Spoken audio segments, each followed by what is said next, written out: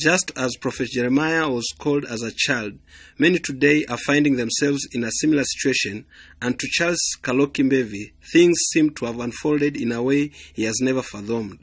He cannot comprehend the grace and love of God towards him.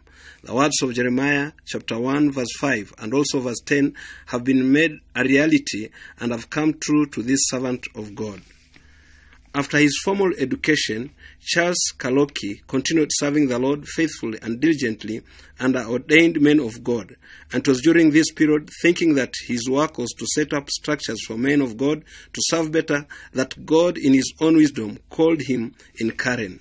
And it is here that verse 10 of Jeremiah chapter 1 started being fulfilled in the life of Reverend Charles Kaloki.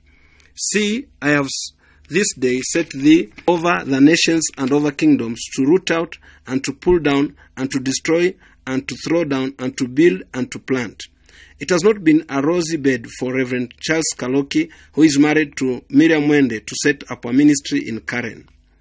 The two, who are blessed with 3 children, Lena, Paul and Rosie, have had difficult and treacherous journey in establishing Eternity Gospel Church and Ministry in Karen.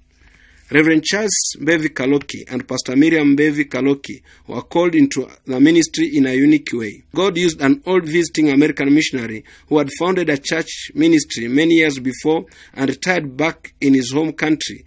This man of God came back visiting the church, that is Assemblies of God, where Charles and Miriam were worshipping in 1992 after being newly married.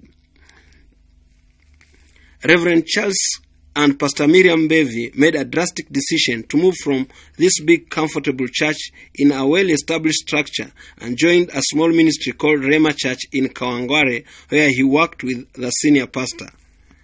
Karen residents have been assumed to have much and therefore not needing God.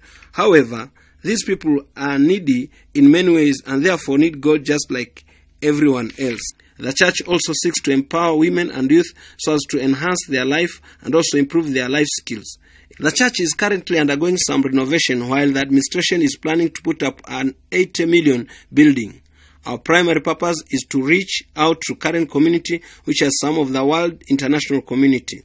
Many of the senior officials of the Kenyan government live in Karen, and hence by reaching out to them with the gospel of Jesus Christ, we'll be reaching out to Kenya. Eternity Gospel Church and Ministry believes in complementing other churches in what God called them to do, and hence it does not compete with them. I want to appreciate my speaking to you today. I would have wished to be with you this occasion of this fundraising, but I have not been able to make it because of ministry challenges, and I needed to share with you a few things concerning what the Lord God is doing in this ministry. I was born in 1966 in Kenya, and I got born again in 1978, and I've been able to serve the Lord as a pastor for the last 20 years. I have also maintained a secular job where I work as an ICT consultant because of the support of the work of the ministry. I want to take this opportunity to thank you for accepting to come and to this fundraising today towards the work of God in Africa. I appreciate Bishop Lewis and the Pastors Fellowship for organizing this fundraising. And as I said earlier, I would have loved to be with you, but I know that the right time will come and I'll be with you. When I met a few of the pastors in August last year, our hearts connected, and I want to appreciate the love that they gave me, the love they received me, a lot of love, and I connected with them. I will also want to bring greetings to you from also my family, and let you know that we are doing well in Africa. We are preaching the gospel, and the Lord is doing great works. In my absence in this occasion today, I've also requested Pat Patronio, who is the director of Asante Yesu Mission Agency, to represent me.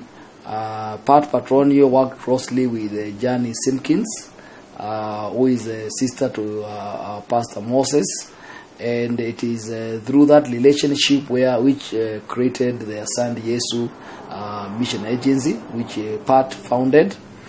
And this has been a way that has been, which God has used to create awareness of what we are doing in Africa. And also through this work, we have been able to have support. Many people coming to support us through Asante Yesu Mission Agency. Pastor Moses also I've known him through Johnny Simpkins, and he has become like a brother. He has come to Africa twice, once with his two sons, and they have also been used to sponsor one clinic right here in Africa, and they have been a blessing, him and his wife. I just need to share briefly about what Eternity Gospel Church is doing currently in Africa. The first thing which we are doing is raising African native missionaries for Africa and the rest of the world. We, for the last 5 years, the Lord put in our hearts that we need to raise African native missionaries for Africa. This program is basically intended to raise men and women who have a call of God to reach the nations of Africa. The Eternity Gospel Church is supporting us, even to have a renting of the boarding, the sleeping place, and also for the food, because it is the money. Even what we are asking, it is very small. Even they cannot afford for that one. We are expecting them to pay, if they are able to pay, around $80 per month, but they are not afford to pay. For many years, we kept receiving missionaries from America, from Europe, but this has stopped. And therefore, Africa is not receiving any missionaries, and we felt that this is the time for Africa to raise its own missionaries for Africa and for the rest of the world. And therefore, this is a program which we have been able to do for the last 5 years, where we have received many people coming to our center here. And we have been able to train them, equip them, and then send back to their countries.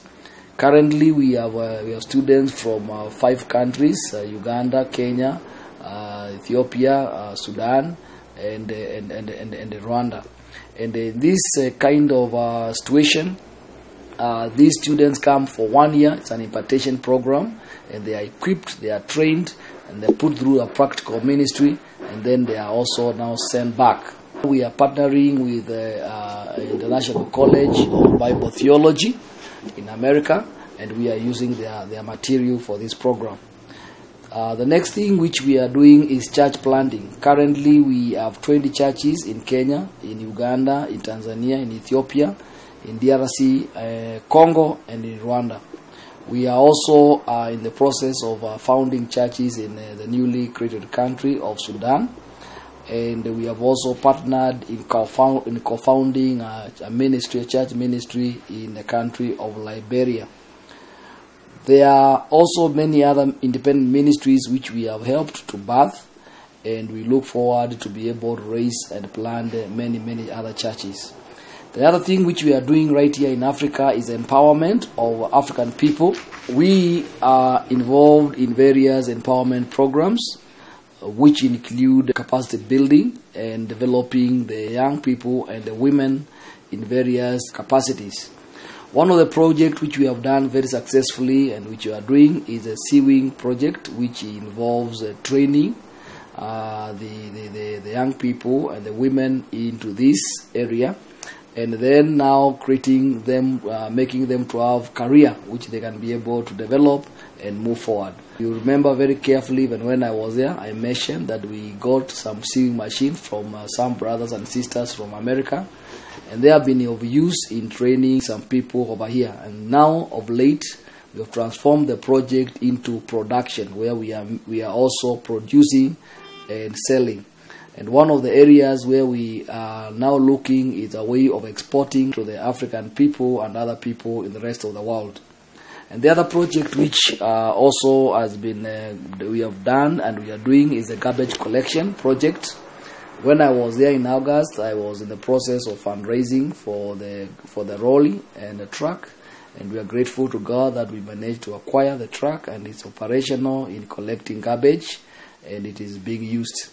And the other area where the Lord is helping us to do in process of empowerment is schools. Currently we have a kindergarten here, and we are following through to have a primary school and a secondary school and a high school and then colleges. This is an area of empowerment. The other area which we are doing right here in Africa is evangelism, is soul winning, using various methods, including friendship evangelism, crusades, and person-to-person evangelism. The other area which we are carrying on is a prayer network, is where we are working with Ask Network, which is a ministry based in America, which we are using to raise men and women of prayer in different nations of Africa, and praying with them in raising up prayer networks and prayer cells. And we are also involved in medical ministry, reaching out to the millions of Africans, people suffering from HIV/AIDS. Many of you may not know, but Africa is losing at least more than 1 million people every year to HIV/AIDS. And this is a big issue right here in Africa, and it's an area of concern. And then the other area which we are also working on is area of helps, where we are reaching out to many poor children who not only require school, who in many cases have no school fees to pay for their school, and also don't have uniform to go to school, and therefore these are areas where we have been involved in reaching them and touching them. Some of the cases we have been involved in feeding, just in cooking food and feeding the children. And this has been an area of challenge, and there's a prayer that we continue to ask to reach out to many who are needy. And the other challenge is an area of leadership. We have been involved in raising leaders in various areas through training, empowerment, both church leaders and also are looking at area of also in the political arenas, where we can be able to develop people to be leaders in their own areas of leadership.